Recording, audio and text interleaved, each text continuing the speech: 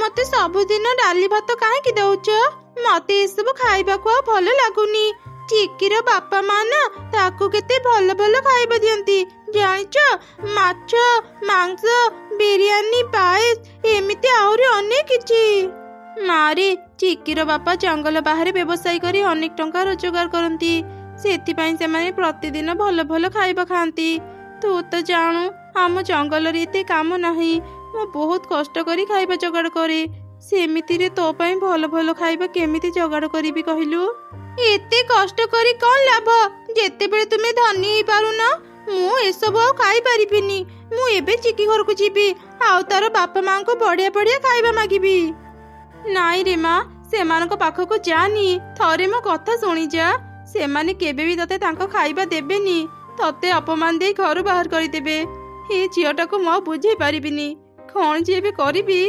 काऊ aunty मते किछि भल भल खाइबा देबो? मो माँ मते प्रतिदिन खाली डाली भात देउचंती, सेतिपाई मो आज किछि भी न खाई चली आसीची। तो बापा जेमिति हमको लक्ष लक्ष टंका देछि तते भल भल खाइबा खोइबा पई, सेतिपाई माँ सह झगड़ा करी आम पाखको चली आसीचु। भल भल खाइबा कोन आकाशरु खसुची भाबुचु? से सब खाइबा पई केते परिश्रम करिबाको पड़ी। एते परिश्रम करी हमें टंका रोजगार करूचु, कोन तते खोइबा पई? आमको विरक्त न करी एठु चली जा, आमे तते खाइबा देई पारिबुनी।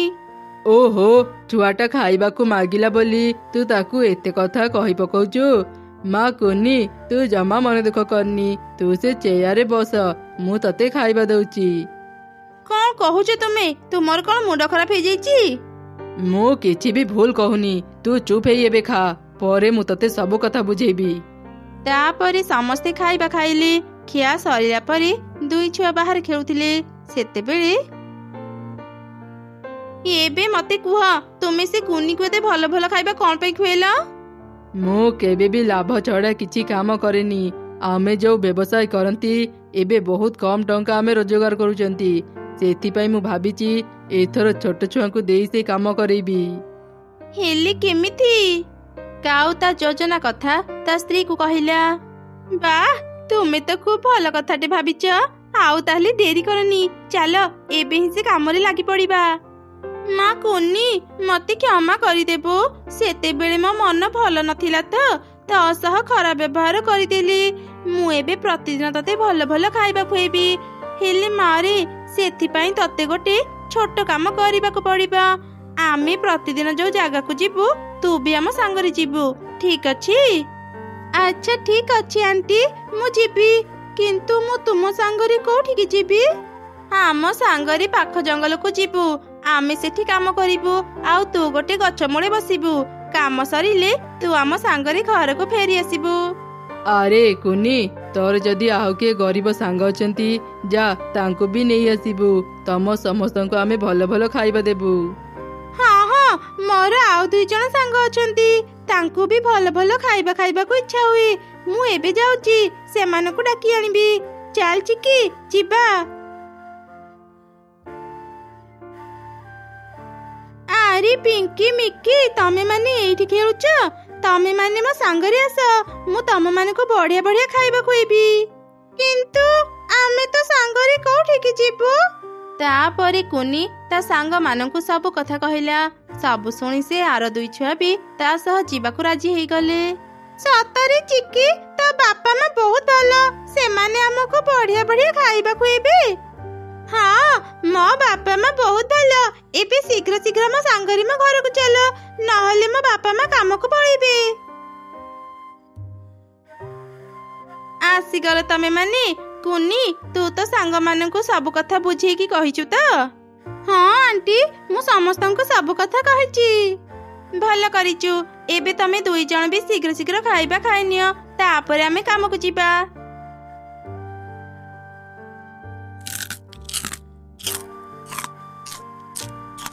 एई तमे माने मन देई सुन, जदि रास्ता रे निज बापा माँ को सह देखा हे जे तमे माने कहिबा जे तमे माने निज नुआ सांग घर को बुलिया पई जाउछ, आम सांगरे जाउछ बोली जमा कहिबनी, नहले तम बापा माँ तम मान को छाड़िबेनी, आउ तमे माने बढ़िया बढ़िया खाइबा खाई परिबनी।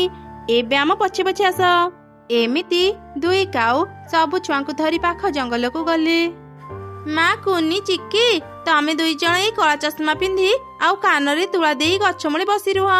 ଯେତେ କଷ୍ଟ ହେଲେ ବି ଜମା ଚଷମା ଖୋଲିବନି କି ପଦେ କଥା ବି କହିବନି। ଚୁପଚାପ ବସି ରହିବ। କେହି ତମ ପାଖକୁ ଆସିଲେ ବି ତା ସହ କଥା ହେବନି। ଆମେ ଏବେ ଆମ କାମ କରୁଛୁ। ଆମେ ନ ଆସିବା ଯାଏ ତମେ ମାନେ ଏଠୁ ଉଠି କୁଆଡେ ବି ଯିବନି, ନହେଲେ ତମ ମାନଙ୍କର ବିପଦ ହେବ। ବୁଝିଲ? ଠିକ ଅଛି ଆଣ୍ଟି, ଆମେ ବୁଝିଗଲୁ। କିନ୍ତୁ ତମେ ମାନେ କୋଉଠି କାମ କରିବାକୁ ଯିବ? ଏଇ ଯୋଉ ପାଖରେ ଜମି ଦେଖୁଛ, ଆମେ ସେଇଠି କାମ କରିବୁ। ପିଙ୍କି ମିକି ଚାଲ, ତମେ ମାନେ ଆଉ ଗୋଟେ ଗଛ ତଳେ ବସିବ। ଗୋଟେ ଗଛ ମୂଳେ ଦୁଇଟା ହିଁ ଛୁଆ ବସି ପାରିବେ, ତାଠୁ ଅଧିକ ନୁହଁ। ଆମେ ଯେମିତି କହୁଛୁ ତମେ ମାନେ ସେମିତି କରିବ। ଠିକ ଅଛି? ଘରକୁ ଫେରିଲେ ମୁଁ ତମ ସମସ୍ତଙ୍କୁ ବଢିଆ ବଢିଆ ଖାଇବା ଖୁଏଇବି। ଠିକ ଅଛି, ଆମକୁ ବି କଳା ଚଷମା ଦିଅ।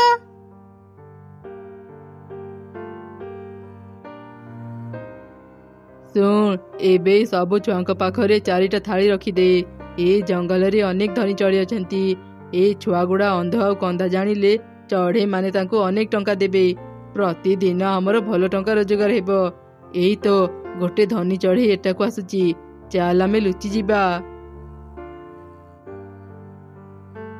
ଆରେ ଆରେ, ଛୁଆ ଦୁଇଟା କେତେ ସୁନ୍ଦର।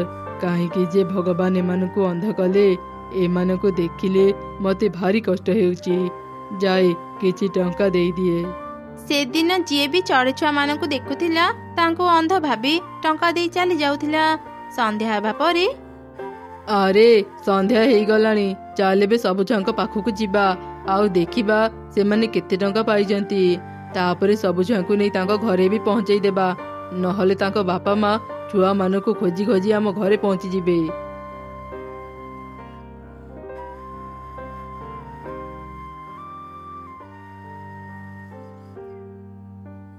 ଆରେ ତାଙ୍କ କାନରୁ ତୁଳା ଆଉ ଚଷମା ଖୋଲିଦେ। ଏବେ ଆମ କାମ ସରିଗଲା, ଚାଲ ଘରକୁ ଯିବା। ତାପରେ କାଉମାନେ ସବୁ ଛୁଆଙ୍କୁ ଧରି ନିଜ ଜଙ୍ଗଲକୁ ଫେରିଲେ। ଘରକୁ ଫେରିଲା ପରେ କାଉମାନେ ସବୁ ଛୁଆଙ୍କୁ ଗୋଟେ ଗୋଟେ ବିରିୟାନୀ ପ୍ୟାକେଟ ଦେଲେ। ଆଜି ତମେ ମାନେ ଘରକୁ ଯାଅ, ଘରେ ଯାଇ ବିରିୟାନୀ ଖାଅ।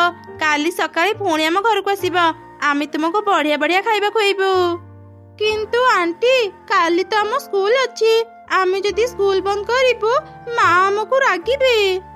ତମେ ମାନେ ଗୋଟେ କାମ କର, ଘରେ ସ୍କୁଲ ଯାଉଛୁ କହି ଏଠାକୁ ଚାଲି ଆସ। ଆମ ଘରେ ବ୍ୟାଗ ରଖି ଆମେ ପାଖ ଜଙ୍ଗଲକୁ ଯିବା। ସ୍କୁଲ ଛୁଟି ସମୟରେ ଆମେ ଏ ଜଙ୍ଗଲକୁ ଫେରି ଆସିବା। ତାପରେ ତମେ ମାନେ ନିଜ ନିଜ ଘରକୁ ଚାଲିଯିବ। ଠିକ ଅଛି?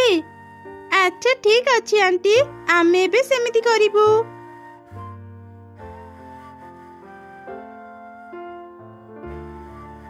କିରେ ମା, ତୁ ଏତେ ସମୟ କୋଉଠି ଥିଲୁ? ଆଉ ଏ ବିରିୟାନୀ ପ୍ୟାକେଟ ତତେ କିଏ ଦେଲା? ମା, ଆଜି ଆମେ ଆମର ଗୋଟେ ନୂଆ ସାଙ୍ଗ ଘରକୁ ଯାଇଥିଲୁ। ତାର ବାପା ଆମକୁ ଏ ବିରିୟାନୀ ପ୍ୟାକେଟ ଦେଇଛନ୍ତି। ଓ ଆଚ୍ଛା, ଏବେ ତ ଯା ଖାଇଦେଇ ପାଠ ପଢିବୁ, ସକାଳେ ପୁଣି ସ୍କୁଲକୁ ଯିବୁ। ଏମିତି ସେ ରାତି ବିତିଗଲା। ପରଦିନ ସକାଳେ ସବୁ ଛୁଆ ସ୍କୁଲ ଯାଉଛୁ କହି କାଉର ଘରକୁ ଗଲେ। ସେଠି ସେମାନେ ସ୍କୁଲ ବ୍ୟାଗ ରଖି କାଉ ମାନଙ୍କ ସାଙ୍ଗରେ ପାଖ ଜଙ୍ଗଲକୁ ଗଲେ। ଏମିତି ଗୋଟେ ଦିନ, କିଛି ଦିନରୁ ମୁଁ ଦେଖୁଛି ଅନେକ ପିଲା ସ୍କୁଲକୁ ଆସୁନାହାନ୍ତି। କଥା କଣ? ମୁଁ ଆଜି ହିଁ ସେମାନଙ୍କ ଘରକୁ ଯିବି।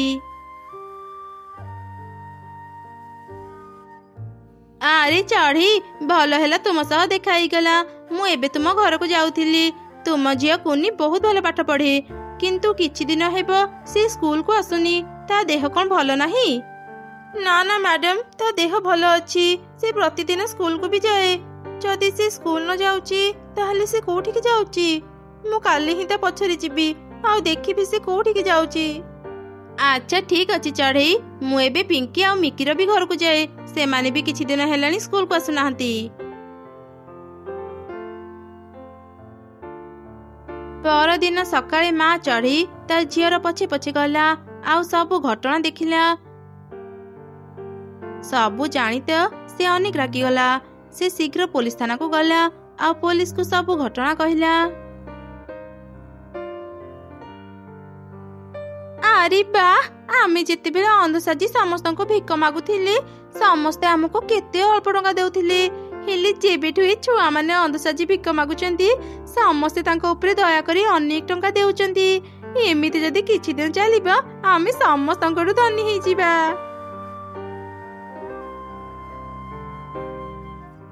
ଏଇ ଦେଖନ୍ତୁ ଚିଲ ଦିଦି, ପିଲାମାନଙ୍କୁ ଭଲ ଭଲ ଖାଇବାର ଲୋଭ ଦେଖେଇ ତାଙ୍କୁ ଅନ୍ଧ ସଜେଇ କେମିତି କାଉମାନେ ଭିକ ମଗଉଛନ୍ତି।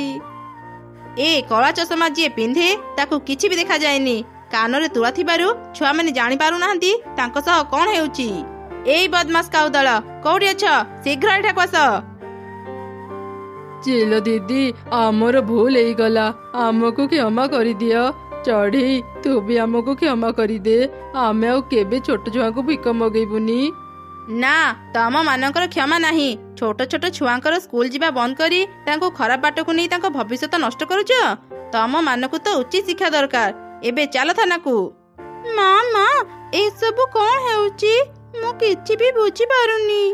ମାରେ, ମୁଁ ତତେ ପରେ ସବୁ କଥା କହିବି। ତୁ ମୋ ସାଙ୍ଗରେ ଏକ ଘରକୁ ଚାଲେ। ସବୁବେଳେ ଗୋଟେ କଥା ମନେ ରଖିବୁ, ମାକୁ ମିଛ କହି କୌଣସି କାମ କରିବୁନି। ସେ କାମ ସବୁବେଳେ ଖରାପ ହେଇଥାଏ। ଆଉ ବାହାରେ ଯିଏ ଯାହା ବି କହୁ ସବୁ କଥା ଆସି ମାକୁ ଜଣେଇବୁ, ଠିକ ଅଛି? ତାପରେ ପୋଲିସ ଚିଲ ଦୁଇ କାଉଙ୍କୁ ବାନ୍ଧି ଥାନାକୁ ନେଇଗଲା। ଚଢ଼େଇ କାଉ ଛୁଆକୁ ନିଜ ଘରେ ରଖିଲା। ସେ ନିଜ ଝିଅ ସହ କାଉ ଛୁଆକୁ ବି ସ୍କୁଲ ପଠେଇଲା। ଶୁଣ ରାଜୁ, ଆଜି ମତେ ଭଲ ଲାଗୁନି। ମୁଁ ଆଜି କାମକୁ ଯାଇପାରିବିନି। ଘରେ ଆଉ ସଉଦା ବି ନାହିଁ। ମୁଁ ସବୁଦିନ କାମରୁ ଫେରିଲା ବେଳେ ସଉଦା ଆଣେ। ତୁମେ ଆଉ କେତେ ଦିନ ଘରେ ବସିବ କହିଲ? ଆଜି ଦିନଟା ତୁମେ କାମକୁ ଯାଅ, ନହେଲେ ଆମ ଛୋଟ ଝିଅଟି ଉପାସରେ ରହିବ। ନା ନା, ମୁଁ କାମକୁ ଯାଇପାରିବିନି। ମୁଁ ମିଟୁ ସହ ବାଜିରେ 5,000 ଟଙ୍କା ହାରି ଯାଇଛି। ମତେ ଏବେ ହିଁ ଟଙ୍କା ଦେ, ନହେଲେ ମୁଁ ପିଟି ପିଟି ତତେ ଘରୁ ବାହାର କରିଦେବି। ତୁମେ ଏସବୁ କଣ କହୁଛ? ଏବେ ମୁଁ ଏତେ ଗୁଡେ ଟଙ୍କା କୋଉଠୁ ଆଣିବି? ତୁମେ କଣ କେବେ ଭଲ ହେବନି? ନିଜ କଥା ନହେଲେ ନାଇଁ, ନିଜ ଛୁଆଟି କଥା ତ ଚିନ୍ତା କର। କଣ ହେଲା? ତୁ ମୋ ମୁହଁ ଉପରେ ଜବାବ ଦେଉଛୁ? ଏବେ ତ କଥା କହିବା ଛଡଉଛି। ଏମିତି କହି ରାଜୁ ରିନୁକୁ ଅନେକ ପିଟିଲା। ରିନୁ କାନ୍ଦୁଥିଲା। କିଛି ସମୟ ପରେ ରାତି ହେଇଗଲା। ରିନୁ ଆଉ ତାର ଝିଅ ଶୋଇଥିଲେ। ସେତେବେଳେ ରାଜୁ ତା ସ୍ତ୍ରୀର ସୁନା ହାର ଚୋରି କରି ନେଇ ମିଟୁକୁ ଦେଲା। ମା, ଭୋକରେ ମୁଁ ଜମା ବି ଶୋଇପାରୁନି। ମତେ ଶୀଘ୍ର କିଛି ଖାଇବାକୁ ଦିଅ, ନହେଲେ ମୁଁ ଭୋକରେ ମରିଯିବି। ମାରେ, ଜମା କାନ୍ଦିନି। ମୋ ପାଖରେ ଗୋଟେ ସୁନାହାର ଅଛି। ମୁଁ ସେ ସୁନାହାର ବିକି ଏବେ ତୋ ପାଇଁ ଖାଇବା ଆଣି ଦଉଛି। ତାପରେ ଚଢ଼େଇ ତା ଆଲମିରା ଖୋଲି ନିଜ ସୁନାହାର ଖୋଜିଲା, ହେଲେ ପାଇଲାନି। ମୁଁ ଏଇ ଆଲମିରାରେ ମୋ ମା ଦେଇଥିବା ସୁନାହାର ରଖିଥିଲି। ଏତେ ଖୋଜିଲା ପରେ ବି ମୁଁ ପାଉନି କଣ ପାଇଁ? ତା ମାନେ ରାଜୁ ହିଁ ମୋ ସୁନାହାର ଚୋରି କରି ନେଇ ଯାଇଛନ୍ତି। ଭାବିଥିଲି ସକାଳେ ମୁଁ ସୁନାହାର ବିକ୍ରି କରି କିଛି ଖାଇବା ଆଉ ମୋ ପାଇଁ ଔଷଧ ଆଣିଥାନ୍ତି। ମାରେ, ତୋ ବାପା ଆଉ କେବେ ବଦଳିବେନି। ଆମେ ଏଠି ଆଉ ରହିବାନି। ଆଜି ହିଁ ମୋ ମା ପାଖକୁ ଚାଲିଯିବା। ଚଢ଼େଇ ସେଇ ରାତିରେ ହିଁ ନିଜ ଝିଅକୁ ଧରି ତା ମା ପାଖକୁ ଚାଲିଗଲା। ଆଉ ତାର ମାକୁ ସବୁ ଘଟଣା କହିଲା। ଏତେ ରାସ୍ତା ଆସିବା ଯୋଗୁଁ ସେ ପୁଣି ଅସୁସ୍ଥ ହେଇଗଲା। ଏମିତି ଦେଖି ତାର ମା ଔଷଧ ଆଣି ତାକୁ ଦେଲା। ଔଷଧ ଖାଇଲା ପରେ ରିନୁ ସୁସ୍ଥ ହେଲା। ମା, ମୁଁ ଏବେ ସୁସ୍ଥ। ମୁଁ ଆଉ କେବେ ମୋ ସ୍ୱାମୀଙ୍କ ପାଖକୁ ଫେରିବିନି କି ଏଠି ରହି ତୁମ ଉପରେ ବୋଝ ହେଇ ପାରିବିନି। ମୁଁ ଏବେ କାମକୁ ଯିବି। ଆରେ ମା, ଝିଅ କଣ କେବେ ମା ଉପରେ ବୋଝ ହେଇଥାଏ? ତୁ ଏବେ ପୁରାପୁରି ସୁସ୍ଥ ହେଇନୁ। ଆଉ କିଛି ଦିନ ଆରାମ କର, ତାପରେ କାମକୁ ଯିବୁ। ନାଇଁ ମା, ଘରେ ରହିଲେ ମୋ ମନ ଭଲ ଲାଗିବନି। ତୁମେ କୁନିକୁ ଦେଖୁଥାଅ, ମୁଁ କାମରୁ ଶୀଘ୍ର ଫେରିବାକୁ ଚେଷ୍ଟା କରିବି। ଏମିତି କହି ମା ଚଢ଼େଇ କାମକୁ ଚାଲିଗଲା। କିଛି ସମୟ ପରେ, ଆଇ, ମୁଁ କିଛି ସମୟ ପାଇଁ ବାହାରକୁ ଯାଉଛି, ଶୀଘ୍ର ଘରକୁ ଫେରି ଆସିବି। ଆରେ କୁନି, ତୋ ମା ପରା ଏବେ କହିକି ଗଲା ତତେ ଏକୁଟିଆ ବାହାରକୁ ନ ଛାଡିବା ପାଇଁ। ତୁ ଯଦି ଦୂରକୁ ଚାଲିଯିବୁ, ମୁଁ ତତେ କେମିତି ଖୋଜିବି କହିଲୁ? ଚିନ୍ତା କରନି ଆଇ, ମୋର କିଛି ବି ହେବନି। ମୁଁ ଏଠାକାର ପିଲାମାନଙ୍କୁ ଜାଣିଛି। ମୁଁ ଯେବେ ବି ତୁମ ଘରକୁ ଆସେ ତାଙ୍କ ସହ ଖେଳେ। ଖେଳିବା ନହେଲେ ନାହିଁ, ମୁଁ ମୋ ସାଙ୍ଗମାନଙ୍କ ସହ ଥରେ ଦେଖା କରି ଆସେ। କୁନିର ଏପରି କଥା ଶୁଣି ତାର ଆଇ ତାକୁ ଆଉ କିଛି ବି କହିଲାନି। କୁନି ତାର ସାଙ୍ଗମାନଙ୍କ ପାଖକୁ ଗଲା। ସେ ତା ସାଙ୍ଗମାନଙ୍କ ସହ ଦେଖା କରି ଘରକୁ ଫେରୁଥିଲା। ସେତେବେଳେ ତାର ନଜର ଗୋଟେ ବେଙ୍ଗ ଉପରେ ପଡ଼ିଲା। ସେ ବେଙ୍ଗକୁ ଗୋଟେ ସାପ ଖାଇବା ପାଇଁ ଚେଷ୍ଟା କରୁଥିଲା। ଏମିତି ଦେଖି କୁନି ସେ ସାପ ଉପରକୁ ଟେକା ଫିଙ୍ଗିଲା ଆଉ ତାକୁ ମାରିଦେଲା। ତୁମକୁ ଅନେକ ଅନେକ ଧନ୍ୟବାଦ। ଆଜିଠୁ ତୁମେ ମୋ ସାଙ୍ଗ, ତୁମେ ମୋ ଜୀବନ ବଞ୍ଚେଇଛ। କୁହ ତୁମକୁ କଣ ଦରକାର? ତୁମେ ଯାହା କହିବ ମୁଁ ତୁମକୁ ସବୁ ଦେବି। ନା ନା ସାଙ୍ଗ, ମତେ କିଛି ବି ଦରକାର ନାହିଁ। ମା ମତେ ସବୁବେଳେ କୁହନ୍ତି କେହି ବିପଦରେ ପଡ଼ିଲେ ତାକୁ ସାହାଯ୍ୟ କରିବା ପାଇଁ, ତା ବଦଳରେ ତାକୁ କିଛି ମାଗିବା ଠିକ ନୁହଁ। ଚଢ଼େଇ ଛୁଆ ଯେମିତି ଏକଥା କହିଲା, ବେଙ୍ଗଟି ଗୋଟେ ସୁନ୍ଦର ପରୀରେ ବଦଳିଗଲା ଆଉ ତା ପାଖକୁ ପରୀ ମା ବି ଆସିଲା। ଚଢ଼େଇ ଛୁଆ ତତେ ବହୁତ ବହୁତ ଧନ୍ୟବାଦ। ଆଜି ତୋ ପାଇଁ ମୋ ଛୋଟ ଝିଅ ତା ଅଭିଶାପରୁ ମୁକ୍ତ ହେଇପାରିଲା। ମାନେ ତୁମେ କଣ କହୁଛ? ମୁଁ କିଛି ବୁଝିପାରୁନି। ମୁଁ ବହୁତ ଅହଙ୍କାରୀ ପରିଥିଲି। ମୁଁ କାହାକୁ ବି ସମ୍ମାନ କରୁନଥିଲି, ଯୋଉଥିପାଇଁ ଜଣେ ସାଧୁ ବାବା ମତେ ଅଭିଶାପ ଦେଇଥିଲେ। ତାଙ୍କ ଅଭିଶାପ ଯୋଗୁଁ ମୋ ଝିଅ ବେଙ୍ଗ ପାଲଟିଗଲା। ସେ କହିଥିଲେ ଯିଏ ବି ନିଃସ୍ୱାର୍ଥପର ଭାବେ ମୋ ଝିଅକୁ ସାହାଯ୍ୟ କରିବ, ମୋ ଝିଅ ଏ ଅଭିଶାପରୁ ମୁକ୍ତ ହେବ। ଏଇ ଜଙ୍ଗଲରେ ମୋ ଝିଅ ଅନେକ ଦିନରୁ ରହିଲାଣି। ଏତେ ଦିନ ପରେ ଯାଇ ତୁ ଆଜି ତାକୁ ତା ଅଭିଶାପରୁ ମୁକ୍ତ କଲୁ। ଓ ଆଚ୍ଛା, ତାହେଲେ ତ ବହୁତ ଭଲ ହେଲା ପରୀ। ମୁଁ ଏବେ ଘରକୁ ଯାଏ। ଶୀଘ୍ର ଯଦି ଘରକୁ ନ ଫେରିବି ମୋ ମା ମୋ ପାଇଁ ବ୍ୟସ୍ତ ହେବେ। ଆରେ ଚଢ଼େଇ ଛୁଆ ଟିକେ ରହ, ତୁ ମୋର ଆଜି ଏତେ ବଡ଼ ଉପକାର କଲୁ, ମୁଁ ତତେ କିଛି ଉପହାର ଦେବି। ଏଇଟା କଣ ପରୀ? ଏଇଟା ଗୋଟେ ଓଭେନ୍। ଏ ଓଭେନ୍ ଯାଦୁର। ତୁ ପ୍ରତିଦିନ এই ଓଭେନ୍ରୁ ଅନେକ କେକ୍ ପାଇବୁ। ମୁଁ ଜାଣେ ତୋ ମା ଅନେକ କଷ୍ଟ କରି ଘର ଚଳଉଛି। ଏଇ ଯାଦୁର ଓଭେନ୍ ଦ୍ୱାରା ତୋ ମା କେକ୍ ବିକ୍ରି କରିପାରିବ ଆଉ ତମମାନଙ୍କର କିଛି ବି ଅସୁବିଧା ରହିବନି। ମୋ ମାଙ୍କୁ ଏତେ ପରିଶ୍ରମ କରିବାର ଦେଖିଲେ ମତେ ବି ଭାରି କଷ୍ଟ ହୁଏ ପରୀ। ତୁମକୁ ଅନେକ ଅନେକ ଧନ୍ୟବାଦ। ଏବେ ମୋ ମା ଆଉ କଷ୍ଟ ପାଇବେନି। ତାପରେ ଚଢ଼େଇ ଛୁଆ ଯାଦୁର ଓଭେନ୍କୁ ନେଇ ଘରକୁ ଗଲା ଆଉ ତାର ମାକୁ ସବୁ ଘଟଣା କହିଲା। ସଙ୍ଗେ ସଙ୍ଗେ ଓଭେନ୍ରୁ କିଛି କେକ୍ ବାହାରିଲା। ମା ଛୁଆ ମିଶି କେକ୍ ଖାଇଲେ। ତାଙ୍କୁ ସେ କେକ୍ ଭାରି ଭଲ ଲାଗିଲା। ଆରେ ବା, ଏଇ କେକ୍ ତ ଭାରି ସ୍ୱାଦିଷ୍ଟ। ମାରି, ମୁଁ କାଲିଠୁ କେକ୍ ଧରି ବଜାରକୁ ଯିବି ଆଉ ବିକ୍ରି କରିବି। ତା ଆଗରୁ ଯାଇ ଆମ ପାଖ ପଡୋଶୀ ମାନଙ୍କୁ କିଛି କେକ୍ ଦେଇ ଆସେ।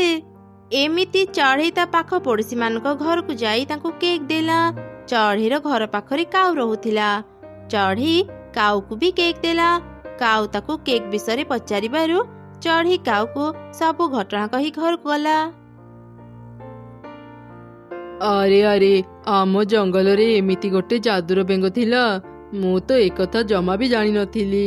ଆଗରୁ ଯଦି ଜାଣିଥାନ୍ତି ସେ ବେଙ୍ଗକୁ ସାହାଯ୍ୟ କରି ଏମିତି ଗୋଟେ ଯାଦୁର ଓଭେନ୍ ପାଇଥାନ୍ତି ଆଉ ସବୁଦିନ କେକ୍ ଖାଇ ପାରିଥାନ୍ତି। ଯାହା ହେବାର ତ ହେଇଗଲା, ଏବେ ବି ଡେରି ହେଇନି। ଆଜି ରାତି ହେଉ, ମୁଁ ଚଢ଼େଇଠୁ ସେ ଯାଦୁର ଓଭେନ୍ ଚୋରି କରି ନେଇ ଆସିବି। ଏମିତି କାଉ ଯୋଜନା ବନେଇଲା। ରାତିରେ କାଉ ଚଢ଼େଇ ଘରୁ ଯାଦୁର ଓଭେନ୍ ଚୋରି କରିବାକୁ ଗଲା। ସେ ଯେମିତି ଯାଦୁର ଓଭେନ୍କୁ ଛୁଇଁଲା, କାଉ ଗୋଟେ କେକ୍ ପାଲଟି ଗଲା। ଏକଥା କେହି ବି ଜାଣିପାରିଲେନି। ପରଦିନ ସକାଳେ କାଉର ସ୍ତ୍ରୀ ଚଢ଼େଇ ଘରକୁ ଗଲା। ଆରେ ଚଢ଼େଇ, ମୋ ସ୍ୱାମୀ ତ ଘରକୁ ଆସିଛନ୍ତି କି? ସକାଳୁ ମୁଁ ତାଙ୍କୁ କେତେ ଖୋଜୁଛି ହେଲେ ପାଉନି। ନା ନା କାଉ ଭଉଣୀ, କାଉ ଭାଇ ତ ଏଠାକୁ ଆସିନାହାନ୍ତି। ସେ ଯୁଆଡେ ଯାଇଛନ୍ତି ଯାଇଥାନ୍ତୁ, ଭୋକ ଲାଗିଲେ ଆପେ ହିଁ ଘରକୁ ଫେରିବେ। ଆରେ ଚଢ଼େଇ, ମତେ ଆଜି କେକ୍ ଖାଇବାକୁ ଭାରି ଇଚ୍ଛା ହଉଛି। ମତେ ଗୋଟେ କେକ୍ ଦେଲୁ। ଚଢ଼େଇ କେକ୍ ଆଣିବା ପାଇଁ ଯାଦୁର ଓଭେନ୍ ପାଖକୁ ଗଲା। ସେତେବେଳେ ସେ ଦେଖିଲା ଓଭେନ୍ ପାଖରେ ଗୋଟେ କେକ୍ ଅଛି। ଆରେ, ମୁଁ ତ ଏଯାଏଁ ଯାଦୁର ଓଭେନ୍କୁ କେକ୍ ମାଗିନି। ତାହେଲେ କେକ୍ କେମିତି ଏଠାକୁ ଆସିଲା? ନିଶ୍ଚୟ କୁନି ମାଗିଥିବ। ଯାଏ କାଉ ଭଉଣୀକୁ ଏ କେକ୍ ଦେଇଦିଏ। ତାପରେ ଚଢ଼େଇ କାଉର ସ୍ତ୍ରୀକୁ ସେଇ କେକ୍ ଆଣିକି ଦେଲା। କାଉ ସ୍ତ୍ରୀ ସେ କେକ୍ ନେଇ ଘରକୁ ଗଲା। ବାଃ, ଏଇ କେକ୍ ଟା କେତେ ସୁନ୍ଦର ଦେଖାଯାଉଛି। ମତେ ତ ଏବେ ହିଁ କେକ୍ ଖାଇବାକୁ ଇଚ୍ଛା ହଉଛି। ଆଉ ଡେରି କରିନି, ଶୀଘ୍ର ଶୀଘ୍ର ଏ କେକ୍ କୁ ଖାଇଦିଏ। ଆରେ ରହିଯା, ମତେ ଖାନି। ମୁଁ ତ ସ୍ୱାମୀ ଏ କେକ୍ ଭିତରେ ଅଛି, ମତେ ଟିକେ ଦେଖେ। କାଉ ଯେତେ ଚିତ୍କାର କଲେ ବି ତା ସ୍ତ୍ରୀ ତାର କିଛି କଥା ଶୁଣି ପାରିଲାନି ଆଉ ସେ କେକ୍ କୁ ଖାଇଦେଲା।